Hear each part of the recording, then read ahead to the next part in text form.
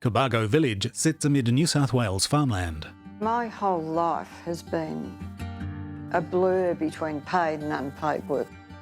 Being paid is very, very secondary, in my view, which is probably why I've not got any money. The grey-haired woman lets herself into a second-hand bookstore. Text Heather O'Connor, 80, owner and co-founder, Well Thumbed Books. My name is Heather O'Connor. Well Thumbed Books is an enterprise run by 5 women. I'm one of them. When we opened Well Thumbed Books, I was 69. Yeah, I'm now 80, so 11 years.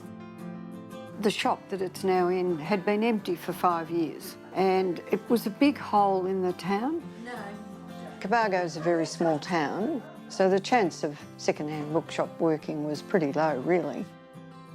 We all said that we were doing it to have fun, and so that we'd all have a supply of books for ourselves. So that the whole idea of a customer satisfaction was pretty low, really. We did it for ourselves. Photos show well-attended functions at the small bookstore. But we also do book launches there, and we support local writers. And I think it's become, you know, a really important part of that community, and particularly after the fires. It was sort of a safe space and a nice space to come into. People gather outside. I mean, we're terribly lucky it survived, and people were so relieved. It would have been a terrible blow to that town if we'd lost the shop. But it's a community centre, if you like, so that would have been an element of the town that would have been very hard to replace. Sitting on chairs outside the shop entrance, locals drink coffee and chat. I worked for years around the issue of women in prison, and I think that shaped a lot of what I did thereafter. And the thing that really rolls me up now is how slow we are to take up the issues to do with Indigenous people and refugees. I think the refugee situation it's indescribably inhumane, and I can't understand why. Certificates and political posters decorate walls. We're privileged to do this, and people bring us in books and whatever. So we have an obligation to give back to the community, and just in the process now of trying to get an idea of how much we've donated back over 11 years, and it's huge. It's a range of things.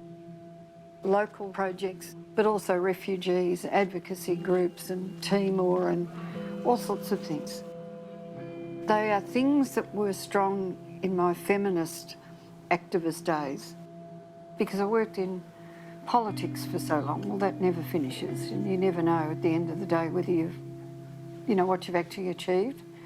Whereas this is very, very tangible. Heather works at a desk. If I hadn't had 2 kids to feed, I would have been a student all my life. I love learning stuff. A book is labelled Local Author. Political books are displayed on a table. We are very, very genuinely interested in people's reading.